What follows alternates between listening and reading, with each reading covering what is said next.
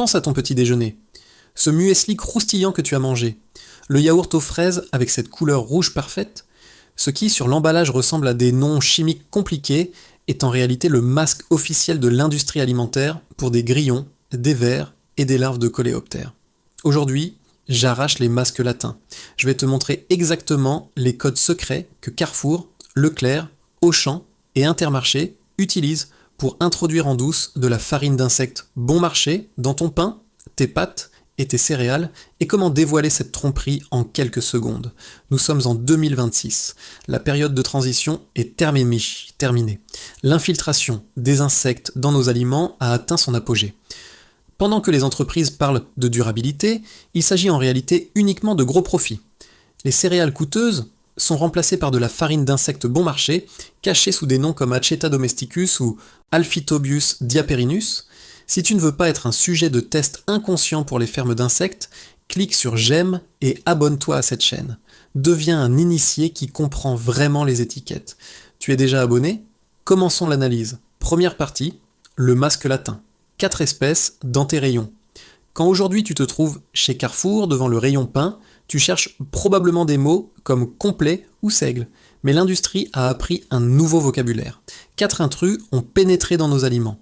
Le grillon domestique, connu scientifiquement comme Acheta domesticus, le ver de farine, appelé Tenebrio molitor, le criquet migrateur, marqué comme Locusta migratoria, et le petit ténébrion qui apparaît sous le nom d'Alphitobius diaperinus. Ça a l'air délicieux ? Absolument pas. C'est pourquoi l'industrie utilise un camouflage latin. Pense au nom latin comme à un masque académique. Quand une entreprise écrit grillon domestique sur l'emballage, tu n'achètes pas. Mais quand elle écrit Acheta domesticus, ça ressemble à un ingrédient très scientifique, presque comme une vitamine. C'est le filtre psychologique.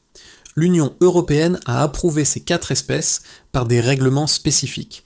Tenebrio molitor a reçu le feu vert par le règlement 2021/882 en juin 2021.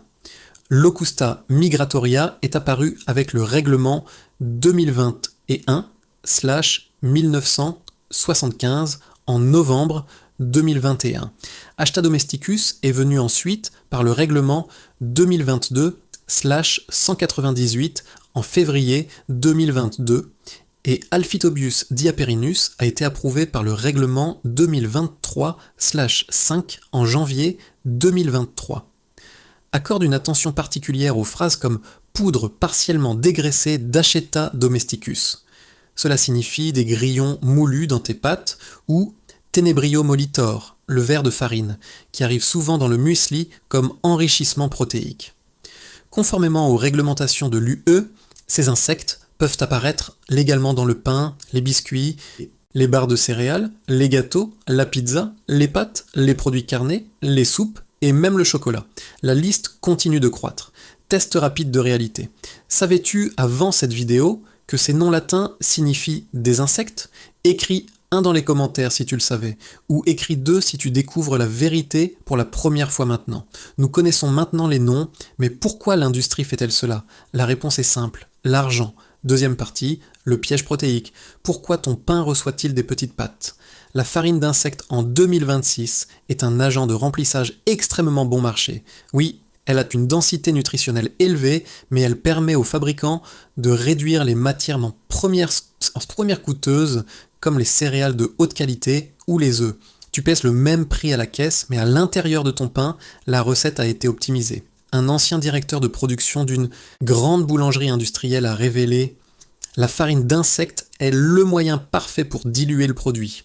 Elle lie l'humidité et augmente la teneur en protéines sur le papier sans avoir besoin d'utiliser du soja coûteux ou de la poudre de lait. Tu manges donc le modèle d'économie industrielle vendu comme innovation durable. Les marges bénéficiaires sont significatives. Les sources traditionnelles de protéines coûtent aux fabricants beaucoup plus cher que la poudre d'insectes produite en masse dans des fermes en Thaïlande, au Vietnam et aux Pays-Bas. Mais les noms latins ne sont que la pointe de l'iceberg. Il y a des ingrédients que nous mangeons depuis des décennies, des substances qui proviennent directement des corps de coléoptères d'eau rouge. Troisième partie, le dégoût rouge et la laque biologique, E120 et E904.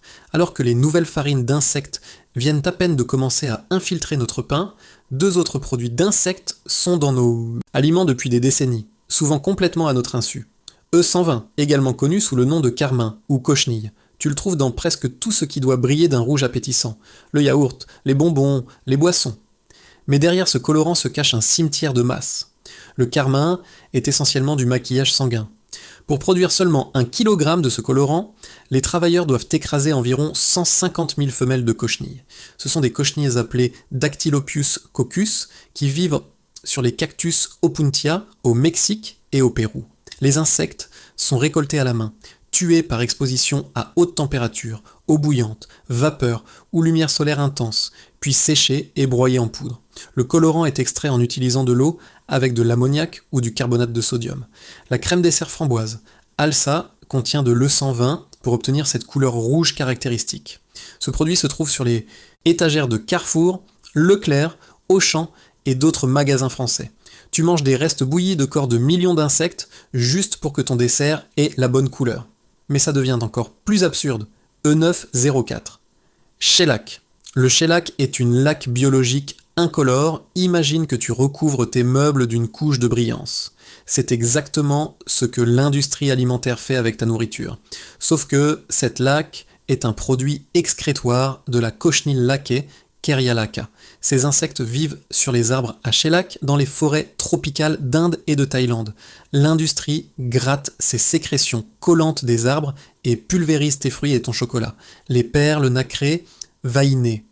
Ces perles décoratives de sucre populaire contiennent du shellac E904 comme agent d'enrobage aux côtés de la cire d'abeille, E901. La liste complète des ingrédients comprend du sucre, du dextrose, de l'amidon, de la farine de riz, du sirop de glucose, des colorants et des agents d'enrobage. 904 et E901. Ce produit est disponible dans tous les grands supermarchés français. Pour produire 1 kg de shellac, entre 50 000 et 300 000 cochenilles lac sont nécessaires. En Inde, environ 3 millions de personnes gagnent leur vie en récoltant du shellac. Tu manges donc des sécrétions d'insectes pour que l'œil dise oui. Le dégoût est une chose, mais pour ton corps, il y a un problème beaucoup plus grand, la main sur le cœur. Savais-tu que la couche brillante sur ta pomme provient de sécrétions d'insectes? Écris 3 si tu dis peu importe, tant que ça a l'air beau. Ou écris 4 si tu penses que de telles substances devraient enfin être interdites. 4e partie. La menace de la chitine. Attaque contre tes cellules. En 2026, il ne s'agit plus seulement du facteur dégoût. Avec l'introduction massive de la farine d'insectes, une nouvelle menace arrive dans nos organismes. La chitine est la substance dont sont construites les carapaces dures des insectes. La chitine est comme des coquilles de crevettes broyées. Pour la plupart des gens, c'est une fibre difficilement digestible, mais pour les allergiques, c'est une déclaration de guerre chimique. Si tu as une allergie aux crustacés ou aux acariens, ton système immunitaire peut ne pas faire la différence entre les protéines d'insectes et un intrus dangereux. L'Autorité européenne de sécurité des aliments confirme que les protéines d'insectes peuvent provoquer des réactions croisées. Une étude qui a inclus plus de 2000 personnes a montré que 17% des allergiques ont réagi spécifiquement aux protéines de grillons et de vers de farine. Pour les allergiques, le pain à la farine d'insectes peut signifier un choc anaphylactique. Les symptômes peuvent inclure de l'urticaire, des démangeaisons, des gonflements, de la toux, des difficultés respiratoires, des douleurs abdominales, des nausées, et dans les cas extrêmes, des réactions mettant la vie en danger, nécessitant une assistance médicale immédiate. Chaque produit contenant des insectes comestibles doit contenir l'avertissement « Cet ingrédient peut provoquer des réactions allergiques chez les consommateurs chez qui une allergie aux crustacés, mollusques et produits qui en sont issus, ainsi qu'aux acariens, a été diagnostiquée. » Le traitement thermique n'élimine pas complètement le potentiel allergène des insectes, la menace est réelle, mais où exactement se cache-t-elle dans le supermarché? Voici 2 principales cachettes que tu dois éviter. 5e partie. Où se cachent vraiment les insectes?